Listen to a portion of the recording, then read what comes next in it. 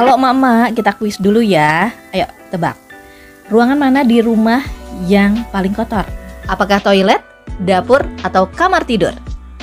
Oke, sebelum saya kasih tahu jawabannya, selamat datang di Emak Punya Cerita. Ayo, siapkan kopinya dulu. Jangan lupa untuk like, share, dan subscribe. Jika Anda menebak toilet, Anda salah. Jawabannya adalah dapur. Menurut penelitian, kita seringkali lebih banyak membersihkan toilet dengan disinfektan dibandingkan dengan dapur. Padahal, benda-benda tempat sarangnya kuman itu ternyata lebih banyak di dapur. Apa aja tuh? Spons dapur.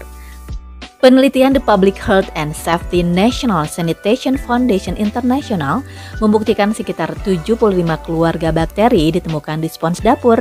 Spons dapur mungkin tidak hanya digunakan untuk cuci piring, tapi juga membersihkan area dapur.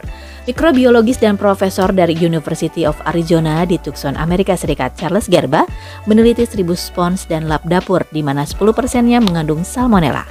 Spons yang basah dan lembab jadi tempat yang nyaman untuk bakteri berkembang biak dengan cepat. Cara sederhana untuk mengetahui apakah spons butuh dibersihkan atau diganti, yaitu ketika baunya sudah berbeda. Ini menunjukkan spons sudah terpapar bakteri. Tipsnya, rendam spons dengan cairan disinfektan dan air hangat atau dipanaskan di microwave selama 30 detik. Namun, daripada mencucinya, dianjurkan mengganti spons setidaknya sekali dalam seminggu. Gimana? Setuju nggak? Wastafel dapur. Bak cuci piring jadi tempat lain tumbuhnya bakteri E. coli. Bahkan menurut penelitian, E. coli di wastafel dapur jumlahnya lebih banyak dibandingkan di dudukan toilet.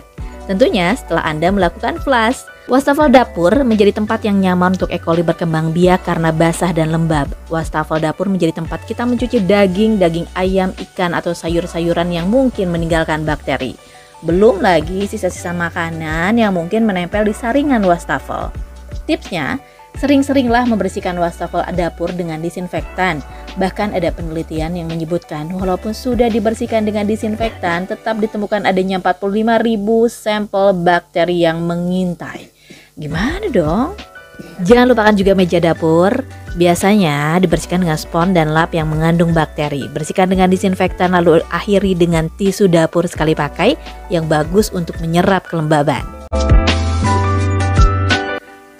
Selanjutnya, talenan kayu. Siapa di rumah yang memakai talenan kayu? Talenan kayu berpotensi jadi tempat berkumpulnya bakteri yang berasal dari daging mentah. Mengiris daging mentah di talenan kayu bisa meninggalkan 200 bakteri termasuk salmonella. Goresan yang tertinggal karena pisau di talenan bisa jadi celah bakteri untuk berdiam di sana. Gunakan talenan yang berbeda untuk daging, sayuran, dan makanan yang sudah jadi agar tidak terjadi kontaminasi silang. Bersihkan talenan dengan cara disinfektan. Direkomendasikan juga memakai talenan dari plastik karena lebih mudah dibersihkan daripada talenan kayu. Walaupun itu tergantung jenis kayu yang digunakan. Jangan lupa biarkan dulu talenan kering sebelum disimpan. Gasket blender. Mungkin Anda tak pernah terpikirkan kalau gasket blender bisa jadi sarang kuman. Gasket yaitu cincin karet tipis yang terletak di antara bilah blender dan dasar wadah. Penelitian menyebutkan karet blender ini sering menjadi rumah bagi banyak bakteri termasuk salmonella, E. coli, ragi, dan jamur. Karena saat menggunakan blender kita tidak membersihkan sampai ke bagian gasket sehingga kemungkinan ada sisa-sisa makanan yang terselip di sana.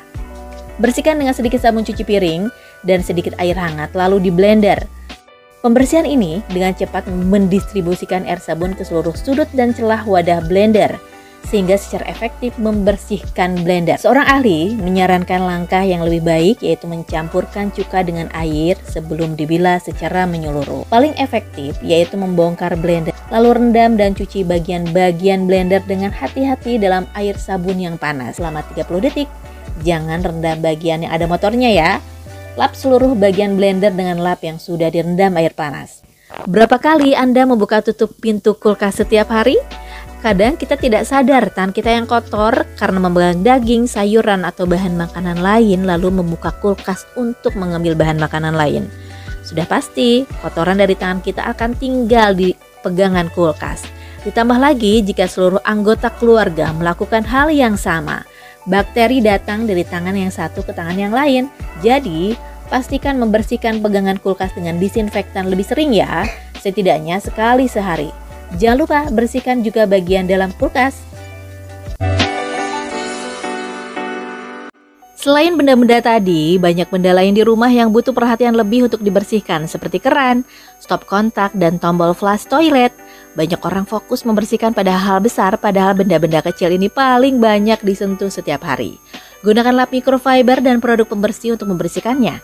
Dari dapur beralih ke kamar mandi. Handuk harus juga mendapat perhatian khusus. Handuk menyerap banyak air dan akan tetap lembab selama beberapa jam, yang akan menjadi tempat yang tepat untuk kuman berkembang biak. Tubuh memiliki 19 juta sel kulit dan 650 kelenjar keringat. Sebagian sel kulit mati akan hilang pada saat mandi, tapi lebih banyak dari sel kulit mati akan berakhir di handuk setiap hari. Setiap waktu kita menggunakan handuk, kita mentransfer bakteri alami kulit dan bakteri lainnya yang kita bawa dari luar. Cleaning Institute merekomendasikan mencuci handuk setelah 3 kali pemakaian. Jika Anda mandi tiap hari, berarti harus mencuci handuk setidaknya lebih dari 2 kali dalam seminggu. Untuk itu perlu memiliki handuk lebih dari 1 agar bisa memakainya secara bergantian. Jangan gantung handuk di kamar mandi karena akan lebih lama untuk kering. Dan jangan berbagi handuk dengan siapapun yang mungkin tidak Anda kenal. Handuk dapur jangan diabaikan. Banyak dari kita yang tidak mencuci tangan dengan baik.